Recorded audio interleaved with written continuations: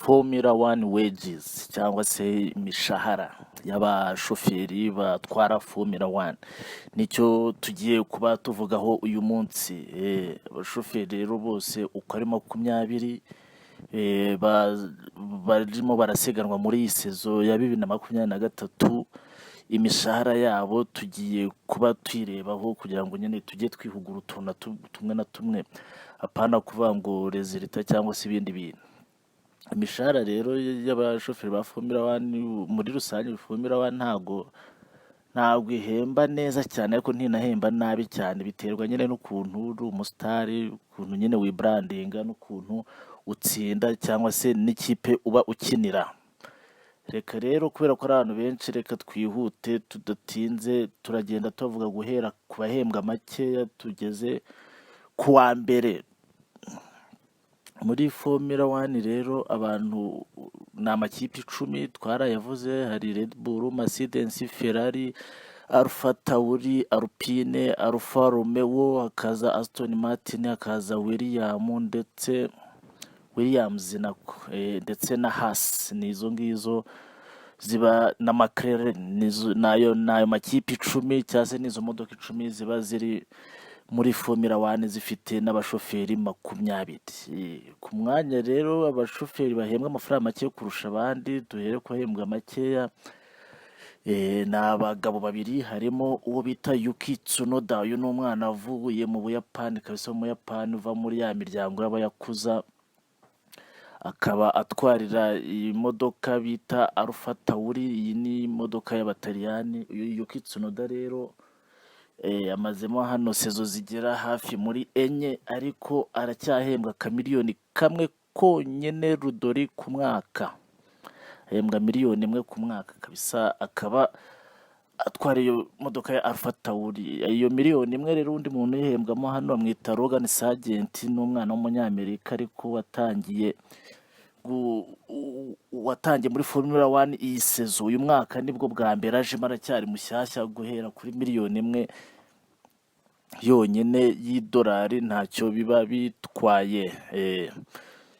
Abo rero nibo babiri ba nyuma bahembwa makeya. Hanyuma ku mwanya ubwo wa 18, ubwo bose ni aba 20. Ku mwanya wa 18 hari uwo bita Oscar Piastri. Uyu ni umunya-Australian utwara imodoka y'Abongereza bita McLaren. We yifatira miliyoni 2 ku mwaka. Uyu nguyu rero we nawe ni mushyashya, yajemo iyi sezo nibwo yatangiye gusiganwa hano muri Formula One. Izi miliyoni 2 kandi zihembwa uwo bita Zhou Guanyu, ni umushinwa utwara imodoka yitwa Alfa Romeo y'Abataliyani. Nawe iyi sezo ni ya kabiri amazemo hano, akaba nawe afata miliyoni 2. Ku mwanya wa 16 hari uwo bita Nick de Vries. Nick de Vries ni umuholandi, nawe utwara imodoka y'Abataliyani yitwa Alfa Tauri. Nawe akaba afata miliyoni 2, nawe ni mushyashya, yajemo iyi sezo nibwo yatangiyemo, ntaramaramo na sezo n'imwe.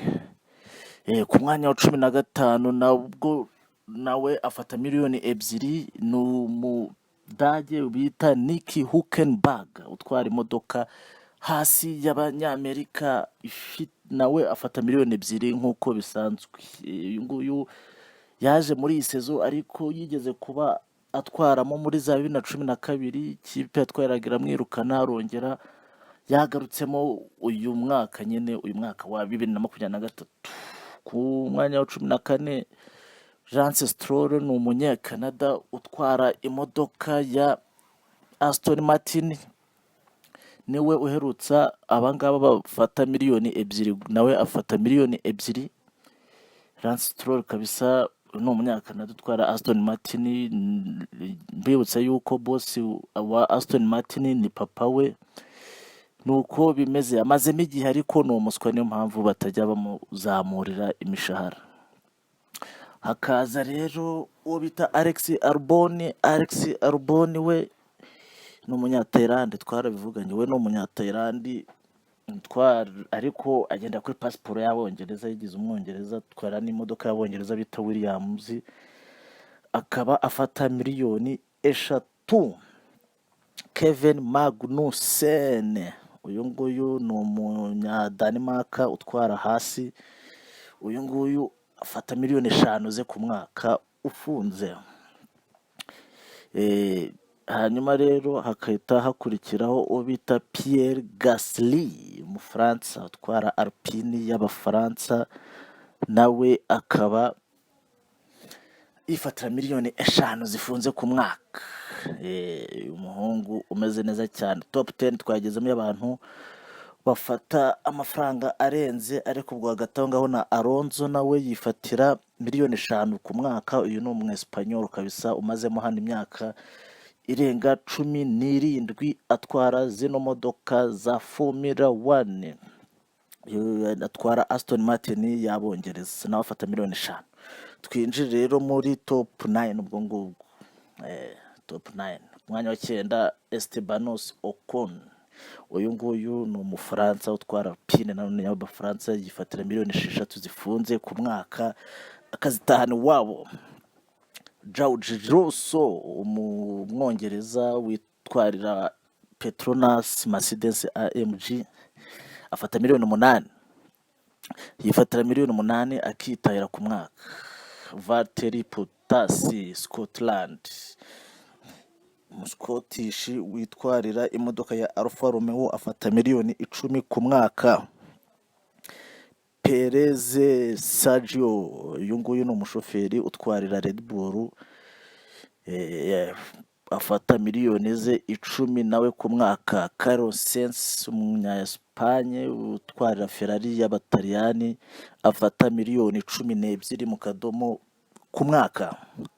Landon Norris ni umwongereza utwara imodoka y'Abongereza bita McLaren, yitwarira McLaren kabisa, akaba yifatira nawe miliyoni 20 ku mwaka.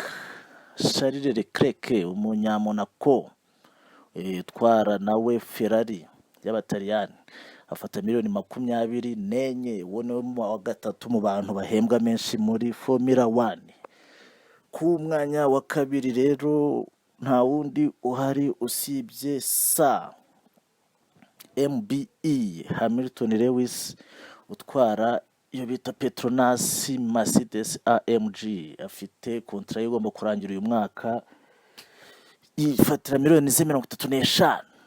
35 z'idolari, akahita yitahira ku mwaka. Mbibutsa ko we yafataga 45. Covid igeze haza ibyo bita cost cap, ibintu byo kugabanya amafaranga y'abantu, nawe aravuga ati mu nkuru miliyoni 10, we yifatira 35. Hanyuma uwo ni uwa kabiri. Uwa mbere ubwo mwahita mumwibwira abantu bose barangiye, umutari mwumva ni Max Verstappen, mubi cyane, world champion umwaka ushize, ndetse n'uyu mwaka njyewe ndabihanuye nabwo azongera abe world champion. Afata miliyoni 55. Iyi kontra yasinye ejo bundi rwose mu ntangiriro z'uyu mwaka ya miliyoni 55. Iyi kontra izageza mu 2028, bamukubita miliyoni 55 z'idolari ku mwaka, yarangiza agatwara ama Grand Prix yose abaho n'atabaho. Ubwo rero nuko bigiye bimeze, nuko nguko ndumva ari ibyo ngibyo. Ahandi ibindi tuzagenda tuba updatinga gake gake. Murakoze, ciao.